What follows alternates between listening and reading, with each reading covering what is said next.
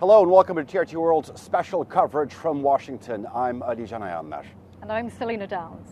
World leaders are gathered here in the U.S. Capitol, marking an important milestone in terms of international defense and diplomacy. 75 years of the North Atlantic Treaty Organization, or NATO. That's right. For 75 years, NATO has been a cornerstone of global security. Evolving from its post-World War II origins, it has changed into a dynamic alliance addressing global threats. It began here in Washington, D.C. in 1949 with just 12 member countries, and with the recent addition of Sweden and Finland, it has grown into 32 members, all with a commitment to collective security and defense. Indeed, we are honored to have an esteemed panel of guests who we'll be turning to throughout our coverage, talking about NATO's past, present, and future, but also about the alliance's triumphs, its challenges, and perhaps more importantly, its evolving mission in an ever-so-changing world. We have Kadir, who is the executive director at the SETA think tank's office here in Washington. Charles Kupchan was a former special assistant to President Obama and is now professor of international affairs at Georgetown University. Retired Brigadier General Mark Kimmitt. General Kimmitt was the former Assistant Secretary of State for Political and Military Affairs. And Stephen Horrell, former U.S. Naval Intelligence Officer and now a Senior Fellow at the Center for European Policy Analysis. Welcome to you all. But Selina, you know, it's not just about our guests, it's about you, our audience. We'll be turning to you throughout our special coverage to get your questions and perspective about what NATO means, not only to member states, but also well beyond. So your questions and comments will be really important in turning this into an immersive and inclusive discussion. Let's get started. All right, Kadir, let me begin with you. Turkey has been a member of NATO for just over 70 years, not 75 years. I want to begin by asking you if you could evaluate the country's role in this alliance. Of course, Turkey has been one of the staunchest allies within NATO, and it has the second largest army. It has participated in all missions successfully. So it is a country that supports NATO enlargement, participates in all missions, and it's dedicated, committed to the core mission of the alliance. At the same time, some alliance members have had issues with Turkey, and that continues to be the case over the case of PKK in northern Syria, over the policy approach to the Ukraine conflict, especially at the beginning, and that actually continues today. Turkey still supports some sort of roadmap to resolution or how to get to peace. We saw in the NATO communique yesterday that there was so much focus on Ukraine expectedly, and there was a lot of promises for support for Ukraine, and there was a lot of targeting of Russia as the single most important threat to the alliance, along with China's cooperation over Ukraine, but there was no really kind of roadmap towards peace. How do we get to peace? We support Ukraine, we supply them with weapons, we confront Russia, we confront China, but how do we get to peace? That's not exactly clear. Of course, NATO is a security alliance. It doesn't necessarily talk about political solutions that often, but still, I think, given the unique challenges of the international system, Turkey would have preferred something along those lines more. And then, of course, Turkey felt along the way, especially since the beginning of the Arab Spring, that it hasn't found many allies alongside it when it came to instability in the region. So it has had many differences with fellow allies and at odds, and at some point it actually was almost head-to-head with American military in northern Syria. Anyway, despite these fissures and conflicts, I think NATO, after the start of the Russian invasion of Ukraine, NATO found itself at a unique position. NATO countries, not NATO itself, but NATO countries started supporting Ukraine, which is a non-NATO country, with the idea that Russia might, eventually destroy the peace and stability in Europe, which would be, against NATO interests. So while you're trying to address that unique challenge. You're also trying to address the challenge of not pushing Russia towards China so that they don't create a new front, new Cold War, etc. So given all those dynamics, I think NATO still in its communique came out with a strong message to Russia. It came short of extending an official invitation for membership to Ukraine for understandable reasons, because that would have created more frictions, I think, within the alliance. But that's the route they're taking, and Turkey has obviously no issues signing up in all those broad goals. But that doesn't mean there aren't many kind of disagreements and fissures within the alliance over specific issues in the region. Charles, from Washington's perspective, how has the Turkey-NATO partnership been? The Turkey-NATO partnership? It's had its ups and downs. I mean, it was a very rock-solid relationship for many decades, and then I would say it has been tough love for the last 5 to 10 years. The toughest issue, and Kadir mentioned it, was American cooperation with the Syrian Kurds to take down and dismantle the Islamic State. I think that was an inevitable discord between two allies that saw things differently. I understand why the United States wanted to work with the Syrian Kurds. I understand why Turkey objected, because the Syrian Kurds are in alliance with the PKK, which is a fundamental enemy of the Turkish state. I think we're headed into a more pragmatic and cooperative period in which both sides recognize that they have some common interests and they have some areas where their interests aren't aligned, but we still need to stay together. And, I think at the backdrop to the discussions today are, number one, it's a period of remarkable revitalization and resilience because of Russia's invasion of Ukraine. In many respects, I think NATO is stronger today than it's been even during the Cold War, because for many Europeans, there is a sense of existential threat that didn't exist in the Cold War. The Cold War, yeah, there were nuclear weapons, there was tension, there was division, there was the Berlin Wall, but there was peace, a cold peace. Now we've got a war in Ukraine, and in many respects, the Europeans are pushing the U.S. They're pushing us on tanks, on F-16s, on getting rid of some of the restrictions on weapons. And that has really, I think, led to a situation of serious strength and revitalization. My two concerns about the conversations taking place down the street, one, Kadir mentioned this, I don't think anybody thinks Ukraine is going to win this war. And ultimately, there needs to be a conversation about how we end it. That didn't take place during this summit. And two, the other issue that didn't get any daylight, but it's looming over the whole conversation, is the internal threat to the West.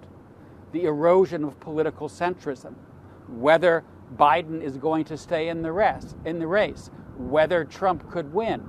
There is a fear that even if we do a good job of standing up to the external threat, we are witnessing threats to liberal democracy from the inside that haven't even been on the agenda today.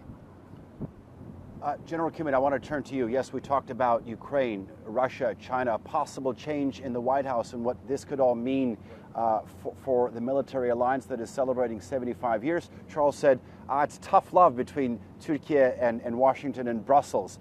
The situation in northern Syria, yes, obviously an important issue. But let me add to that the S-400 missile defense system. A lengthy process when it comes to Sweden's accession process, nearly 20 months in the making. Here's how one analyst put it. Yes, Turkey is a strategic partner, but it's also could be a strategic headache. Sure, but I'd also say we don't have wonderful love with all the other NATO members either. There are specific issues, and President Erdogan has said this, you can't look at single issues because they're a panoply. There are a number of issues. It's not just the ones that you mentioned, but it's also the presence of veto here in the United States. It's also the issue of F-35. But in my view, as long as you have goodwill between two countries, you can point the finger as much as you want at each other. But candidly, I think from a NATO point of view, we need Turkey in NATO more than we need Turkey out of NATO. The largest land army in Europe, strategic position, has been helpful for us, the United States, since their activity in the Korean War, where my father fought along them, and in Bosnia-Herzegovina, where I served alongside your former Minister of Defense. So we have a wonderful ambassador over there right now, and you have a wonderful ambassador here in the United States. And I think there is a common interest to solve these single issues one at a time so that we can come up with a solution so that we can move on to the more important issues rather than these single issues that seem to be holding back our relationship, but more importantly, to be brought out by those that don't like the relationship and use those as prodding points to say, why do we have this relationship? As you mentioned earlier, it's better to have unity among nations. It's better to work together to nations. All nations don't work together in every sense of the word. I mean, I could sit down and tell you how many problems we have with Germany, with France, so on and so forth. So just keep working it. Selina, it's actually important to make a reference to, we're actually in Washington now, and there's more than nearly 36 world leaders gathered here. So it's understandable that we're actually on the roof of our offices here in Washington. Sirens going on, helicopters flying above, so it's all part of broadcasting outside. Yeah, definitely. Kadir, I just wanted to pick up there on a point that General Kimmitt made about alliances and partnerships. Turkey feels that NATO, which first and foremost is a security and defense alliance, really hasn't understood its country's needs, would you say? I think Turkey understands what the nature of the organization, the alliance is, what it does. You know, it is committed to it. You know, it has served in all its missions. But when it comes to dealing with individual countries, it also, I think, understands that they're not going to be on the same page and all that. But when there's an issue like Ukraine war, and that's the centerpiece in a NATO summit, right? The political disagreements over that issue, or at least the methods of how to get to peace, that needs to be talked about. I think that's the missing piece. And President Biden is going into elections very soon, right, in November. After November, even if he wins, if he stays, if he wins, he's going to have to have a roadmap, right? Because Congress is still going to be reluctant to provide funds. How does he get there? He could have given a preview or a glimpse or start that dialogue among the allies so that there is no sharp contrast with potential, President Trump, where, he says, okay, I'm going to end that conflict. And he's much clearer on that, and he's clear how he can do it. Whether he can pull it off, that's a different issue. But what I'm trying to say is that regardless of what happens in November, regardless of intra-alliance disagreements, that conversation should have already started, right? Both Russia and Ukraine are more or less maximalist at this point, and as long as the West supports Ukraine, Ukraine thinks it can fight forever, and then Russia, they're happy playing the long game, so that turns into a long conflict with implications for the region and also for the global power dynamics. But it has an impact on everyone, and there's this debate about whether there's a Cold War, there's going to be a new Cold War or third world war. And in some ways, we are probably going through a combination of those, right? There's a low intensity war, and it could spread to Balkans, it could have implications in China, Taiwan, and all of that. So I think basically Turkey would like to have that conversation sooner than rather than later. Stephen, you're nodding your head. You agree? Absolutely. So I think the point that the challenges are there, and it's not enough to say you've got war on NATO's doorstep. Russia has considered themselves an information confrontation with the West, so the disinformation and misinformation, but also cyber attacks, and they've considered that for a decade now. And then you look at some other news being released, the plot to assassinate the head of Rheinmetall defense industry in Germany. So you've got these hybrid actions, and whether it's political or economic or information or cyber sabotage or assassination attempts, those are the real threats to NATO, not just after Ukraine. That's occurring today.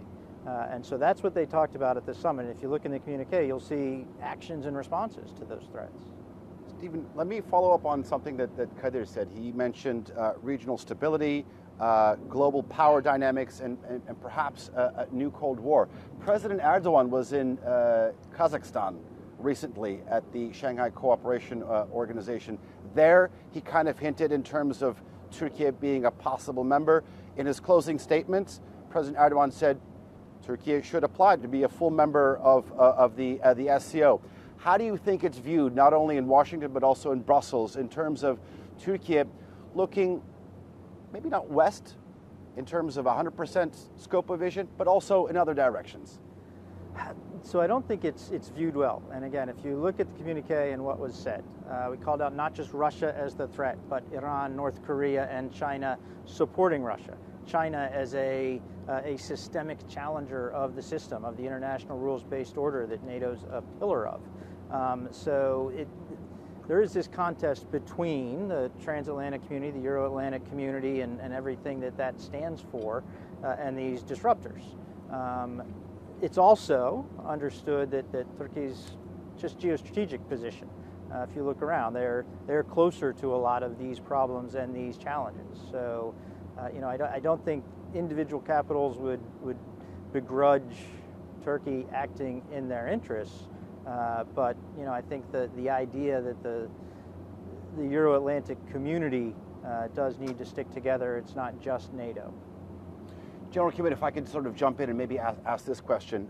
Since you are a military man, you know that hardware technology is vital in terms of keeping up a certain level. Turkey in recent years, over the past decade, has made major strides in terms of developing its own domestic indigenous defense industry, whether it's drones, fifth-generation fighter jets, attack helicopters, the list goes on. How is this being viewed within member states? Is it a threat? Are they welcoming it? And could we see more Turkish weapons and defense industries products being adopted, purchased, procured by member states? Yeah, it's a very good question.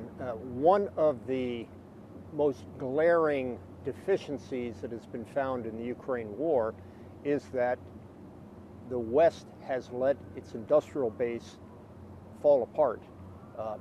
That was one of the major issues that came up in this NATO conference, was this collective view that Europe has to do more, something as simple as making artillery rounds, but in fact raising their defense capabilities as part of that 2%. Look, I'm a capitalist. Competition is good.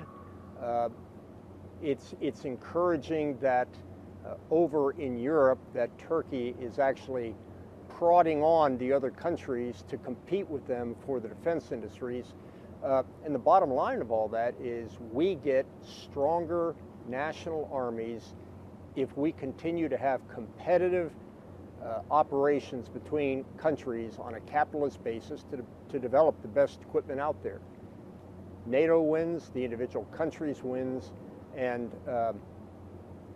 I think Russia is a little worried about that happening, hence the question about the assassination attempt on the head of Rheinmetall. A win for NATO and a win for Turkey developing its defense systems? I mean, NATO, as much as, it's about the collective action, it's also about the national capabilities. And a member country being able to contribute to the alliance's capabilities, that's a valuable, asset and capability for the alliance as a whole. And Turkish national industries, defense industries, have been on a course of development for many decades. It's just picked it up past 2 decades under President Erdogan in a serious way, trying to turn itself into a competitive, industry, especially in certain areas. You mentioned drones and all of that. So I think it's a plus for the alliance. Turkey has been unhappy with some of the spoken and unspoken sort of limitations and sanctions against Turkey. Turkey has always had a hard time with Congress, U.S. Congress. When it came to arms transfers and purchases from the U.S. especially, Turkey was a very good customer for many years. It remains so. The most recent deal, about F-16 deal, is an example of that.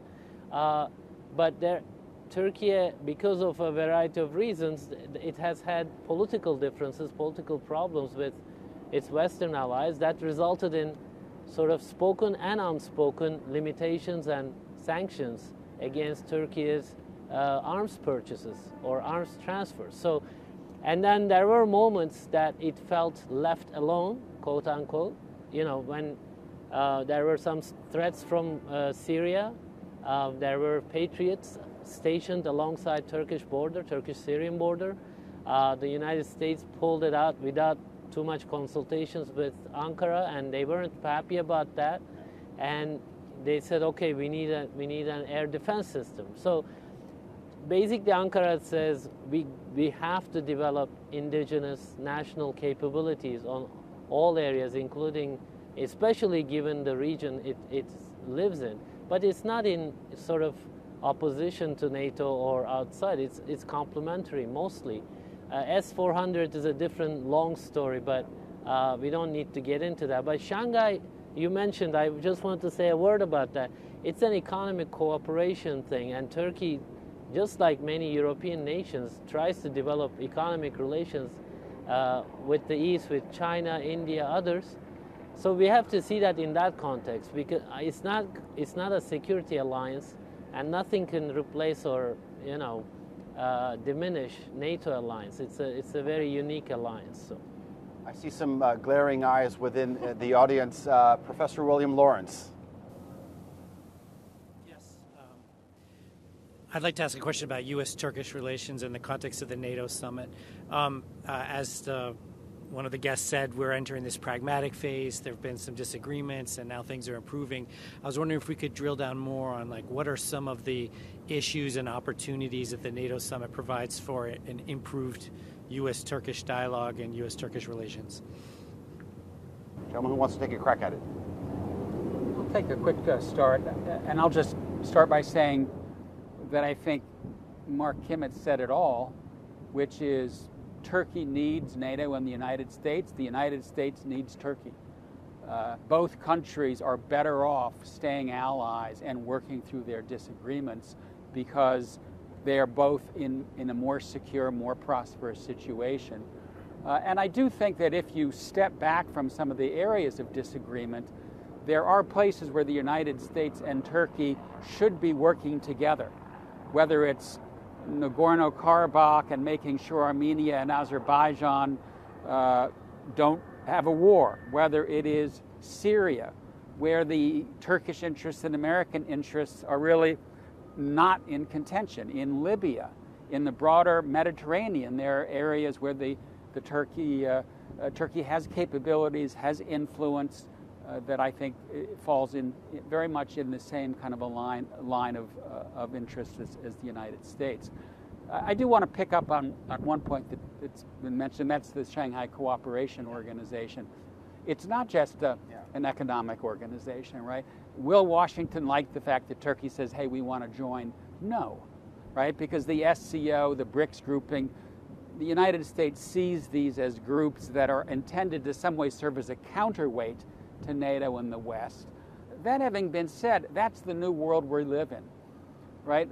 Prime Minister Narendra Modi was here, right over there in that White House for a state dinner not that long ago. Where was he a few days ago? Hugging Vladimir Putin. So we're now in a world in which countries have options. They're playing the field. One day they're going to be with this group, the next day they're going to be with that group. That's exactly what Turkey's doing. Is the U.S. going to love that? No. Is that the world that we now live in? Yes. General Kimmitt? Yeah, we could talk about the multilateral world, the bipolar world forever. But I want to go back to one area to answer your question specifically. And it was mentioned quite a bit at the NATO summit, which is there is a common interest among all of the countries inside of NATO to address the hybrid and the asymmetric threats. Read that as terrorism. We do have some challenges with the situation inside of Syria. Hopefully we can get that resolved over time. But everybody in NATO recognizes the threat that terrorism presents to the rest of the world. And that is an area where we may have disagreements on arms transfers, we may have disagreements on other areas, but there is certainly a common interest in addressing terrorism throughout NATO and for the world, in that matter. Okay, I think we have another question from Esma. Esma's from the University of Houston.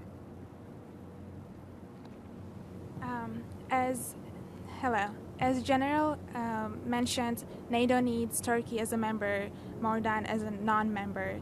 And as the professor mentioned, nowadays countries have options of choosing between countries and other states. Giving Turkey's strategic... Speak a little louder, please. Yes.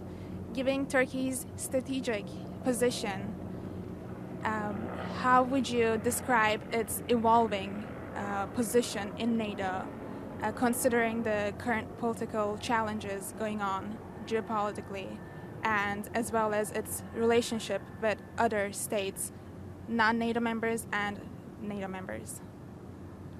I know it was a bit difficult to hear, but sort of maybe recap the question, have a bit of a louder and deeper voice compared to Esma. Sorry about that. She was asking about sort of the options in terms of strategy when it comes to NATO as well as non-member countries in light of the geopolitical challenges within member states and also non-member states.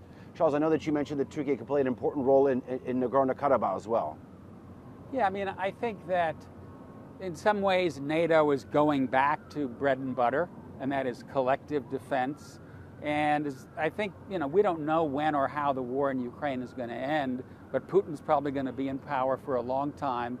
And that means NATO is back in business worrying about a quote-unquote central front, even though it's not the same central front. But NATO's agenda before the war in Ukraine was very much about partnerships in the Middle East. And I think, as we saw from the communique, there was a lot of focus on those partnerships. And so when I look at areas where the United States and Turkey can and should be working together, it is using some of those partnerships, using the Mediterranean dialogue to help deal with a region that is extraordinarily unstable. We've got a war going on in Gaza right now, but in some ways, we're not focused on it like we used to be. And I think Turkey, because of its location, because of its strategic assets, should be a fulcrum when it comes to dealing with Nagorno-Karabakh. Syria remains almost a failed state. More can be done with Syria. Gaza, we're going to have a lot of work to do once the fighting in Gaza we're going ends. To get to Turkey Gaza. ought to be front and center in that. It is, in some respects. Sarah, you have a question, Sarah Kaya? From the University of Houston as well. Hello. You talked about Turkey's alignment within NATO briefly, and I just would like to know what are some key factors that are influencing Turkey's decision, and how he goes between Russia and NATO, and what are some international and local factors for Turkey? So what are the key factors influencing the decisions that Turkey is making? Thank you. This goes back to what Charles warned me about, which he's right. It's not fully an economic cooperation, Shanghai cooperation. I was trying to convey the idea that Turkey approaches it that way,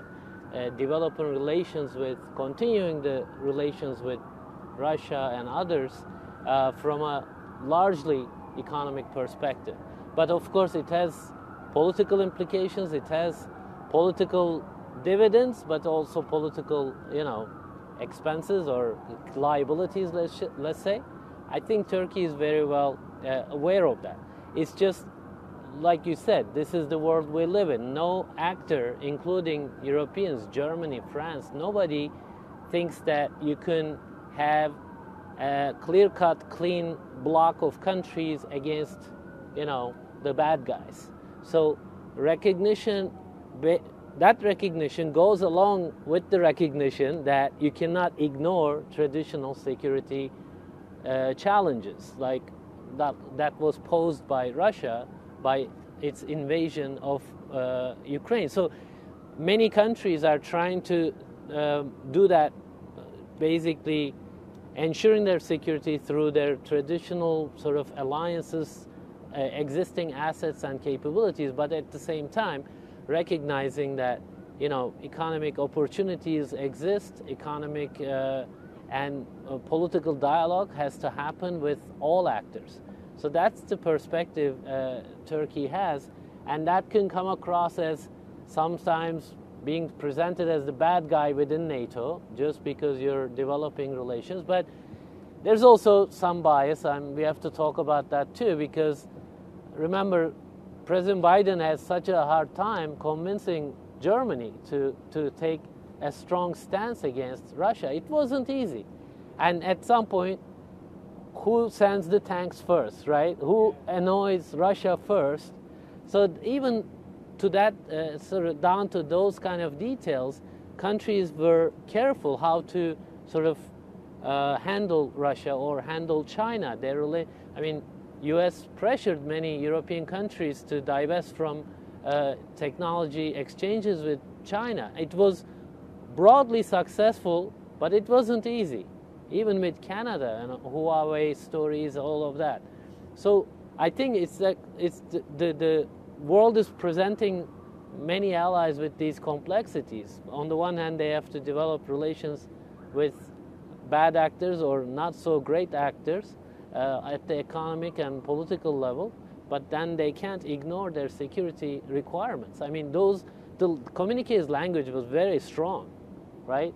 For Turkey has a signature under that. So Turkey is saying Russia is our enemy. China is cooperating with Russia. So for a country like Turkey, that wasn't easy. That's not easy to do, but you have to do it because you're part of that alliance. And broadly, that's the security challenges you face together.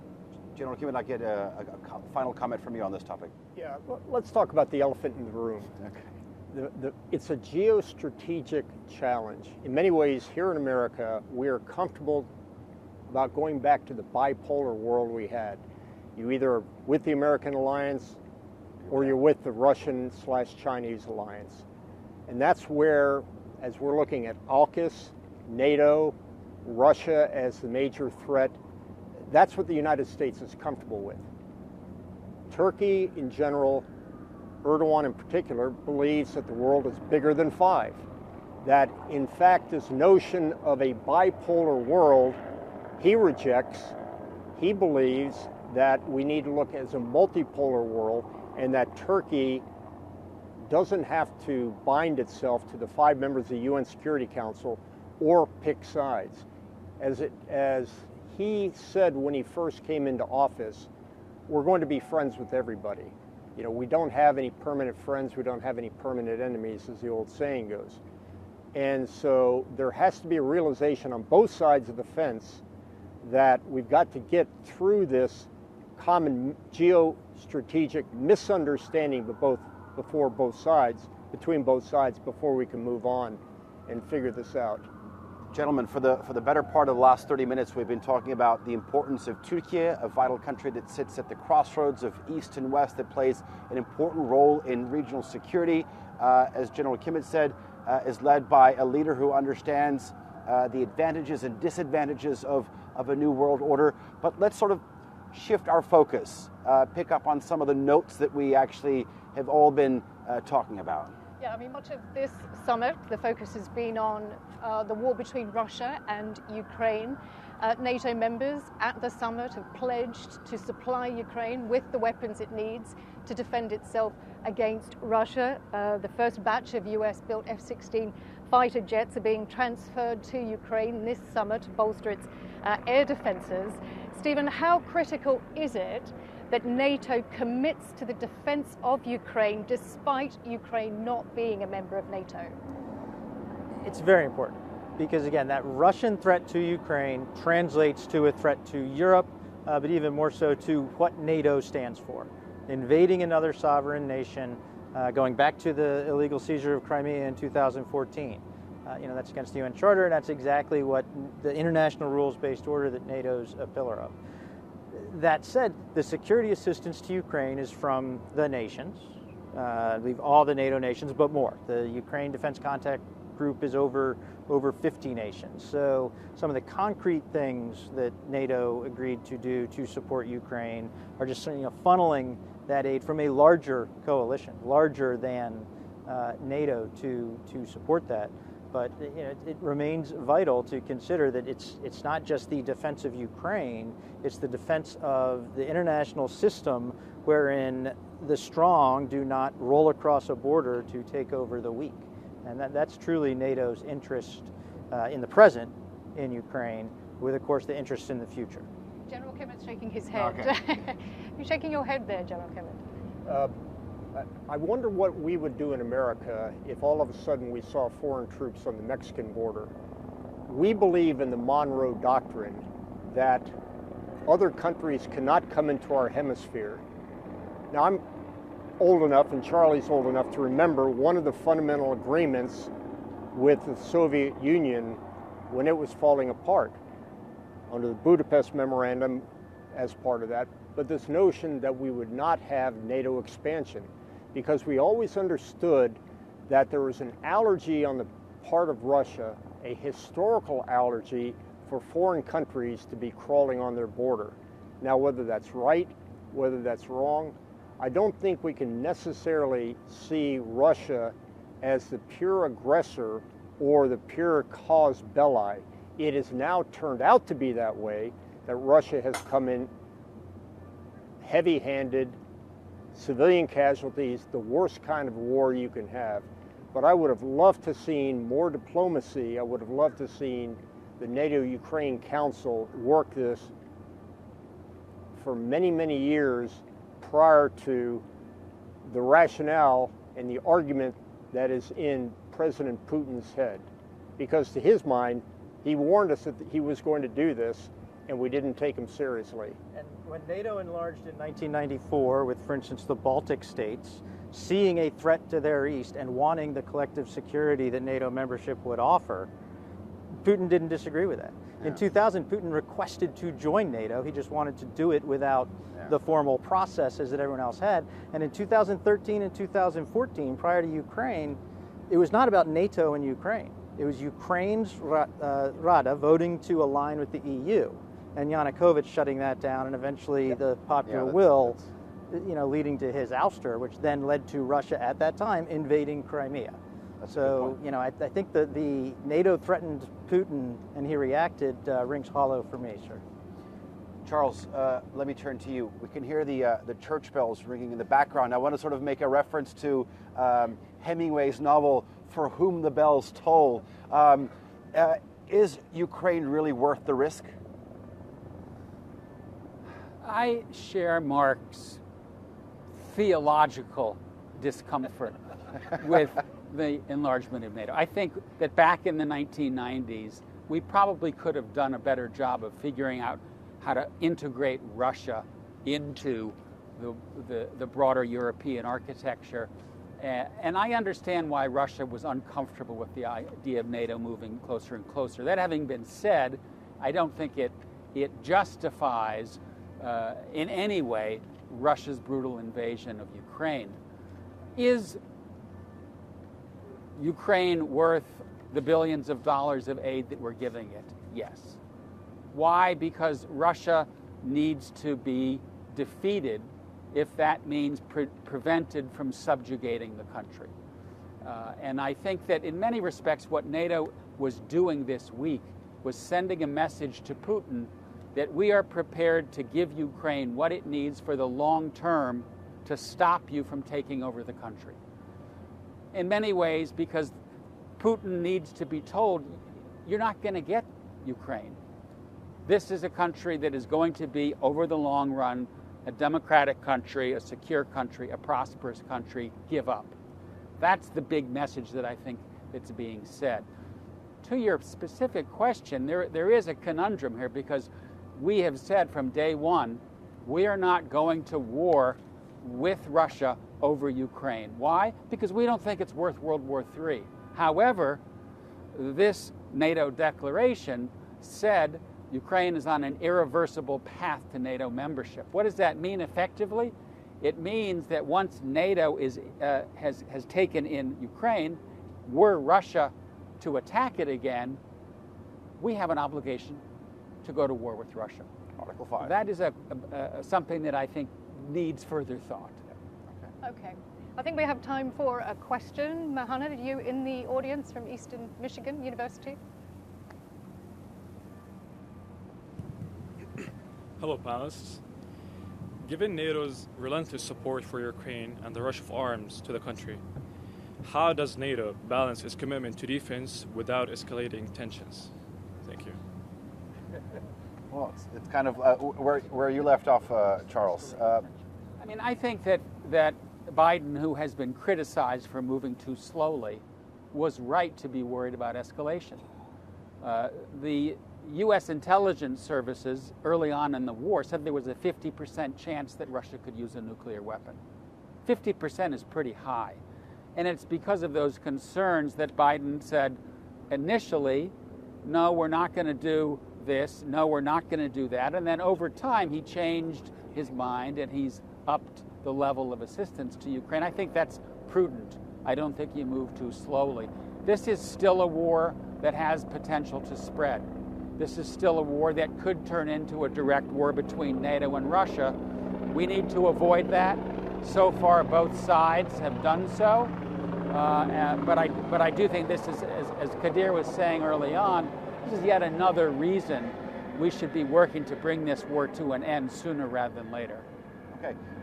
Let's sort of maybe switch gears. Selina, General Kimmitt, I know you made a reference to the elephant in the room. In that room, let's add a dragon. Yeah, we know the stakes for NATO extend beyond European security, as you've all mentioned. China is also a concern. NATO allies are accusing China of being a decisive enabler of Russia's war on Ukraine. General Kimmitt, do you agree?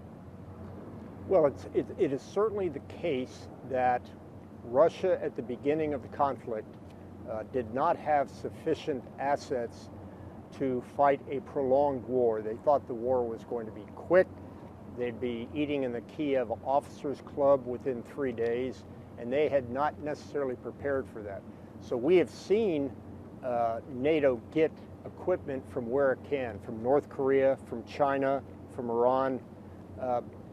But I am certainly hoping that, again, rather than theology, let's talk about ideology. I don't see a common ideological alignment between China and Russia that for the long run will keep them together as friends or allies. They do share common interests at this point, but I'm not worried about a Russia-China pact or alignment for the long run. Stephen, let me ask you, it's interesting. I understand it to some extent. NATO in Afghanistan for more than 20 years, not one Afghan representative at this summit here in Washington.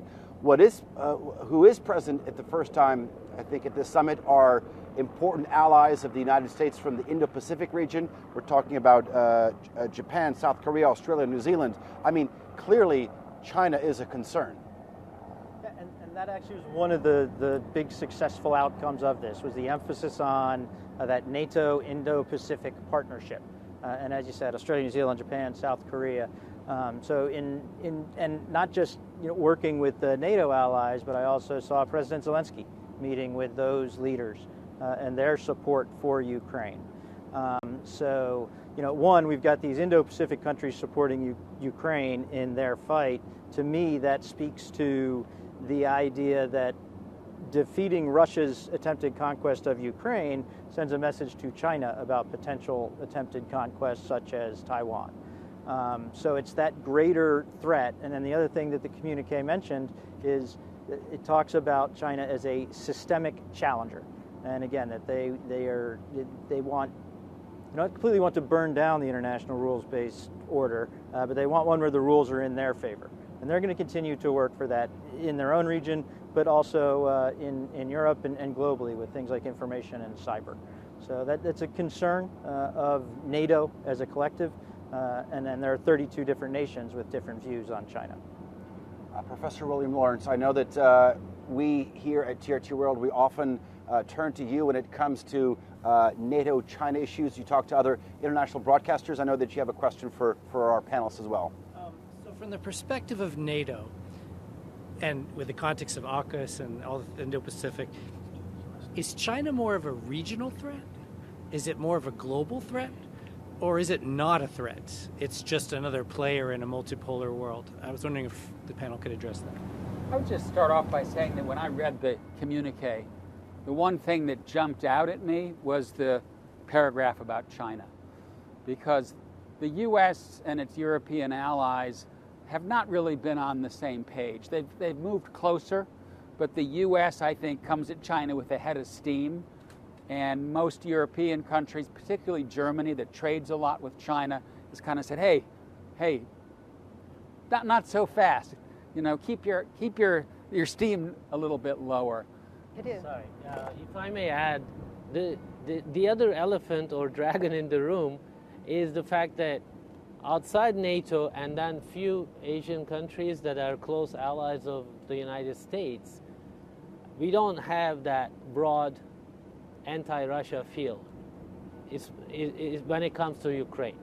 So I think the next challenge is to win the hearts and minds of the non-Western countries around the world, because this remains an issue about European security and regional security. It relates to Turkey, Black Sea, etc. But at the end of the day, Africa doesn't see it that way. South America, not that of an urgent deal. We mentioned India. Many countries don't see it, and some like Germany, they don't really want to go out there for the sake of Ukraine, confront these countries like China. So I think perhaps the next challenge for NATO, for Europe, for the West is to broaden that coalition. Have that Ukraine dialogue, what it means for the international system, for the rest of the world. But there's a flip there because of Gaza, right?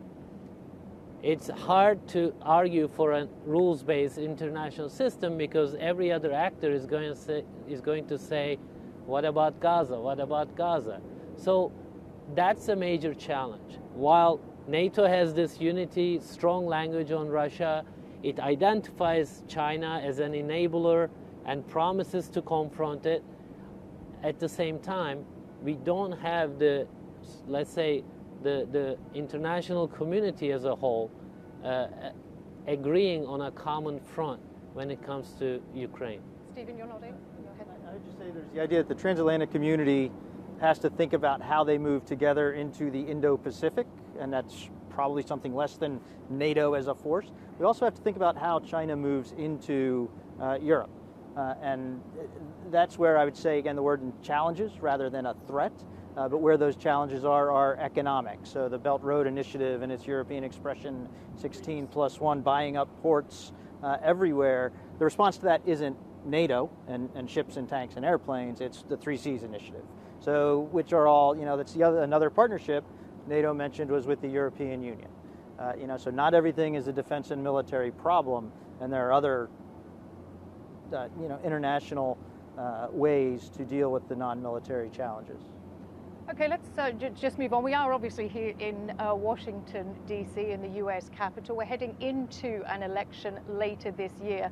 I want to just get some thoughts, perhaps from you, Charles. You were a special assistant to President Obama. What are your thoughts for NATO going into this U.S. election? You know, I think that there's a lot of anxiety, especially on the European side, about what happens to the Atlantic Partnership if Trump is elected. And we are now in a period of great uncertainty in the election, partly because we just don't know whether Biden's going to stay in the race. And if he does stay in the race, is he going to win? I actually think that the concern is a little bit overdrawn in the sense that, yes, Donald Trump, when he was president, mused about withdrawing from NATO. Yes, he's unpredictable. But Trump is also somebody who always says, what's in it for me? What do I get out of this? And as a consequence, I don't see him withdrawing from NATO. I think he'll press allies to spend more. But with Russia having invaded Ukraine, with this renewed threat to Europe, it's hard for me to imagine that any American president would try to dismantle the Atlantic Alliance. So I think the renewal of NATO that we've seen over the last few years is here to stay. And yeah, it'll have ups and downs. Yes, there will be some rhetoric that is perhaps hard to take, but I think that NATO is rock solid for now. General Kimmitt, so no dismantling of a 75-year alliance, but it could be a different walk. Look, I completely agree with Charles. I think we've got to understand where President Trump comes from. He's a businessman, and a businessman doesn't want to be involved in a bad deal. Every president since the founding of NATO have complained that our allies don't live up to their commitment. At one time it was 3%, now it's 2%. He was the one that just made it a public battle, and he made it a public issue.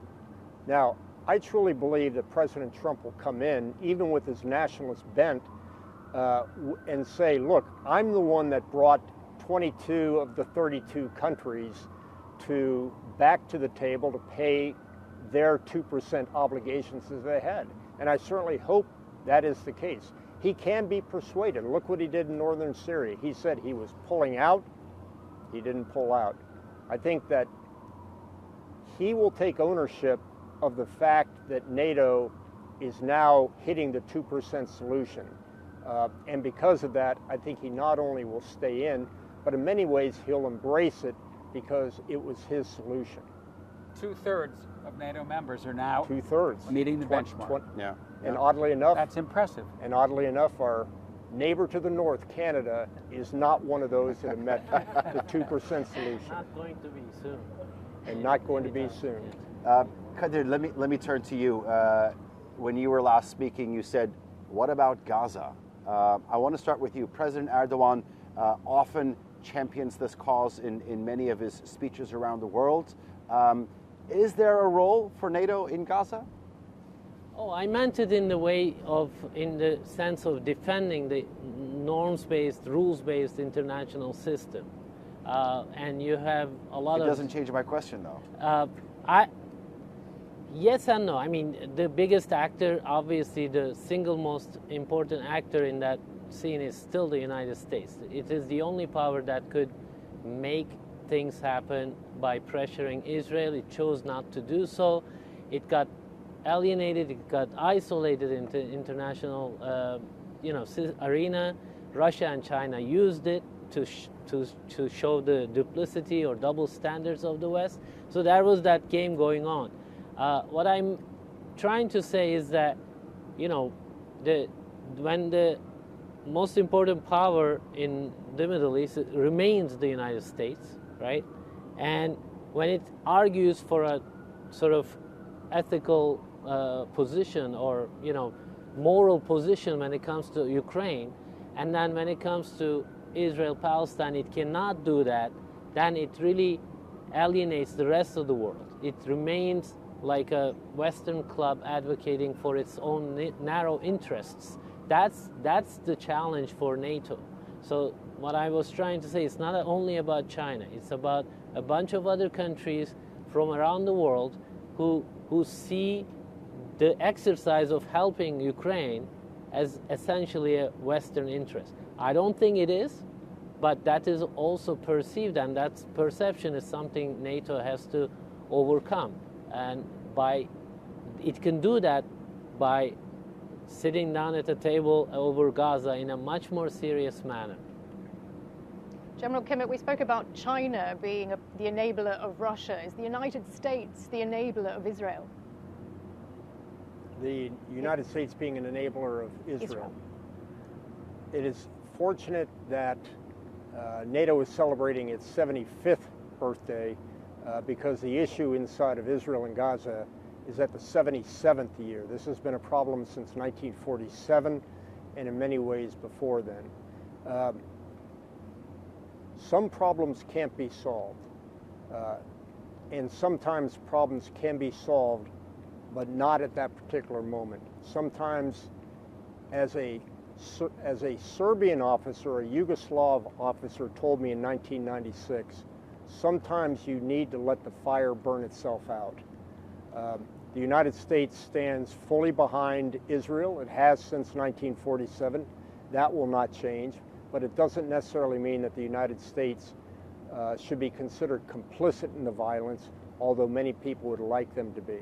You talk about a role for NATO. I would rather ask the question, what's the role for the Gulf Cooperation Council and its military forces inside that Cooperation Council? Why does this have to become a Western European, North American problem and not a regional problem where other countries such as the Saudis, the Emiratis, the Qataris, they have more to lose in this situation than anybody else. And I'm sure the Israelis would be more than happy to see a Gulf Cooperation Council solution to this, starting off with a ceasefire and then a stability force from the GCC being put inside of Gaza. Charles, thank you. And that is all we have time for. A big thank you to all of our panelists, to our audience members, and to you at home for watching. Yes, and thanks for joining us here on TRT World as NATO marks 75.